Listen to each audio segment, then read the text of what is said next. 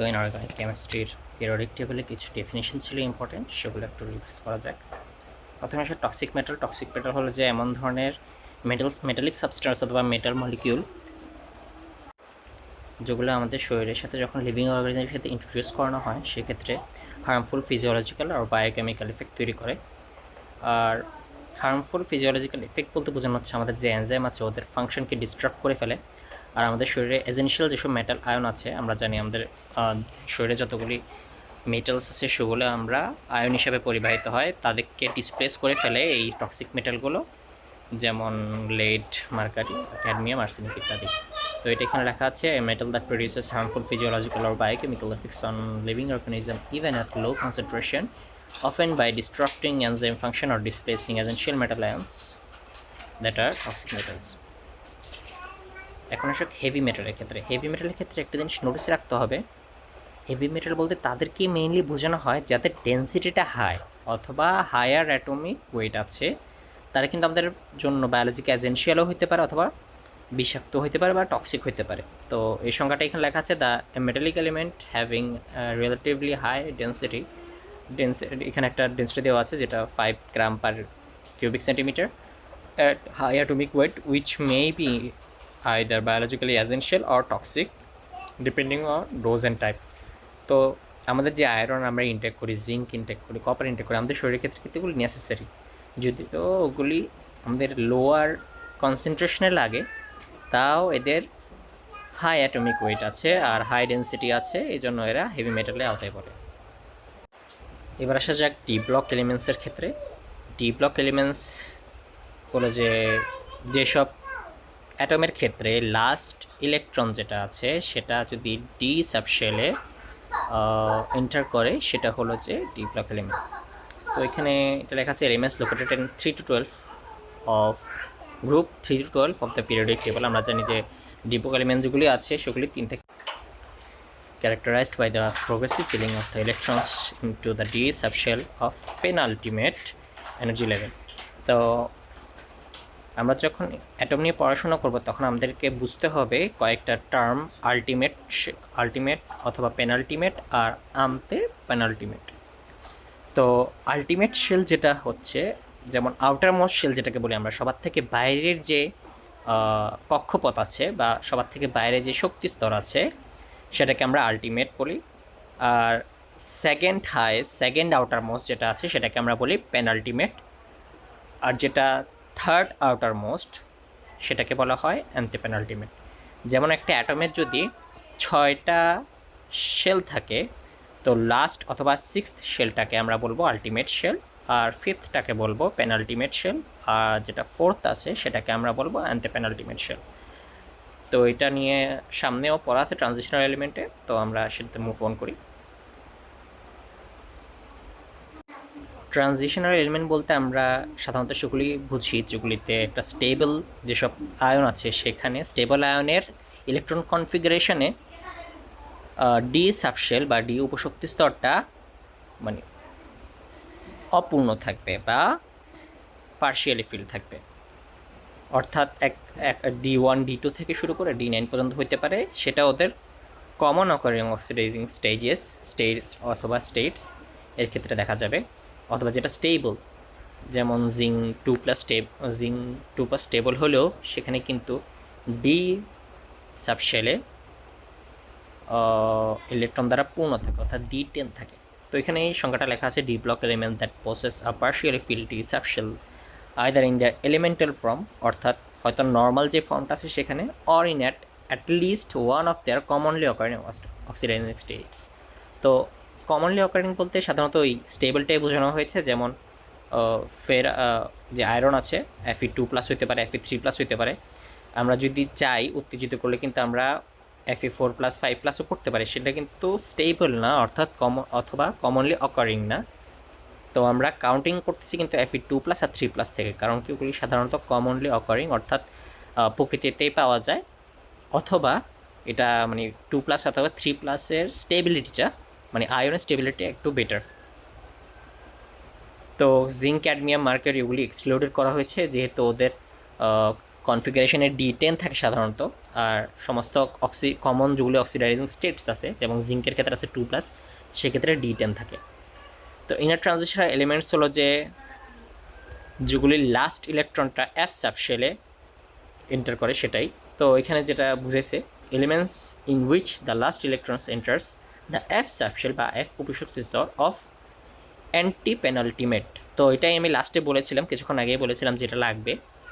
Anti penultimate হলো যে third outermost shell অথবা energy level that comprises lanthanide series and actinide series.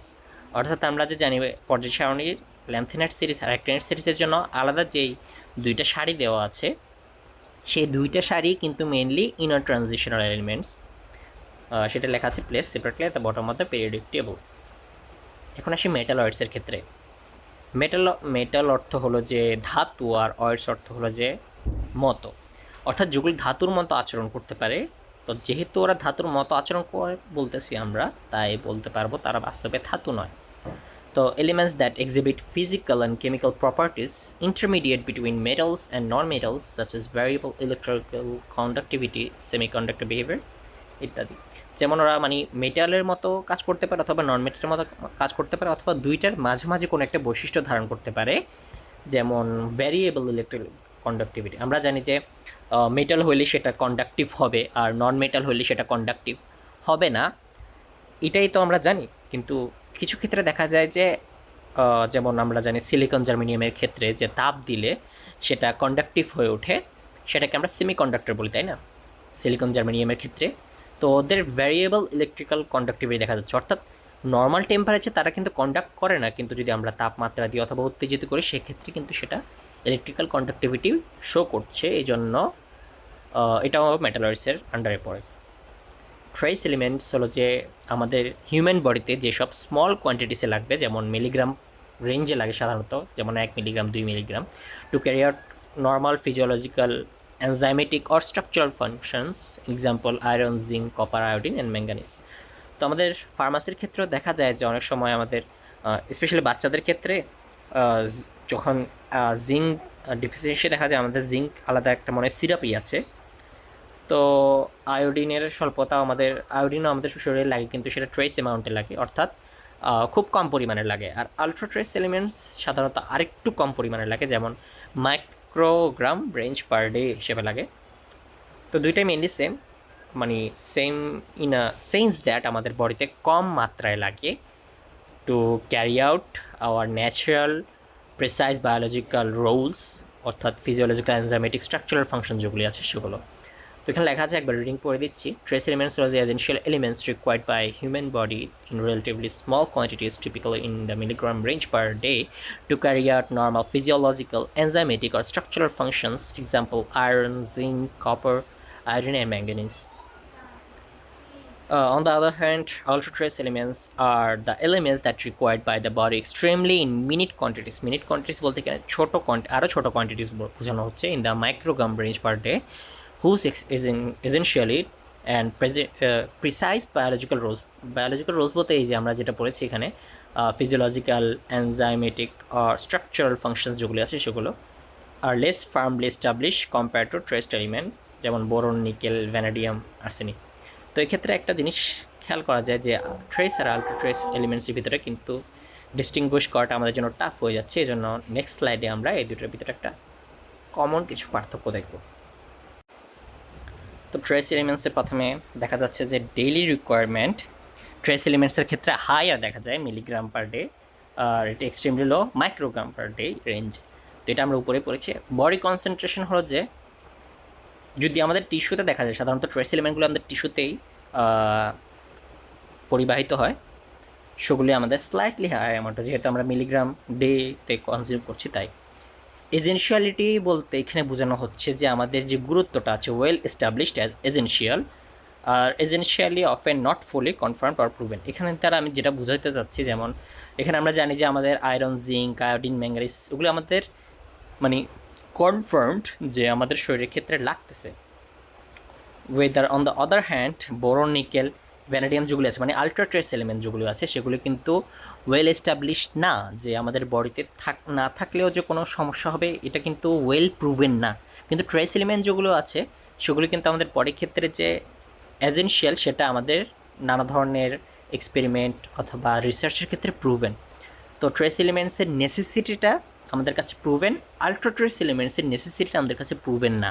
এটা কিন্তু ওয়ান অফ দ্য কি ডিফারেন্স বিটুইন দোজ টু। তো এখানে যদি বায়োলজিক্যাল রোল হলো যে ক্লিয়ারলি ডিফাইন্ড, যেহেতু মানে এসেনশিয়ালিটি আমরা জানি, আর রোলস পোরলি আন্ডারস্টুড আর স্টিল আন্ডার রিসার্চ, অর্থাৎ একই কথা। তো এখানে মেইন কথা যেটা হলো যে প্রথমত মিলিগ্রাম পার ডে রেঞ্জে আমরা ট্রেস এলিমেন্ট ইনটেক করি অথবা করতে হয়, আর ultra trace element microgram per day রেঞ্জে আমাদের ইনটেক করতে হয় বা ইনটেক করার কথা। আর বায়োলজিক্যাল এসেনশিয়ালিটিটা আমরা জানতে হবে যে এটা হলো আরেকটা কি ডিফারেন্স, সেটা হলো যে ট্রেস এলিমেন্টসের নেসেসিটিটা আমাদের কাছে ওয়েল এস্টাবলিশড, আর আলট্রা ট্রেস এলিমেন্টসের যে ইয়াটা আছে এসেনশিয়ালিটিটা সেটা আমাদের কাছে ওয়েল প্রুভেন না অথবা কনফার্ম না। তো এখানে শর্টে কথাটা লেখা আছে, এটা একটু পড়ে নেওয়া যায়। আর এক্সাম্পল হলো যে ট্রেস এলিমেন্ট ক্ষেত্রে ferrum, zinc, copper, iodine, manganese, selenium. আর আলট্রা ট্রেস এলিমেন্টের ক্ষেত্রে boron, nickel, vanadium, silicon, arsenic. তো এই যে এখানে আর্সেনিক দেখেও আসলে বোঝা যায় যে আলট্রা ট্রেস এলিমেন্টসের নেসেসিটিটা আসলে যে কনফার্ম না সেটা বোঝা যাচ্ছে। তো that's it for today, thank you.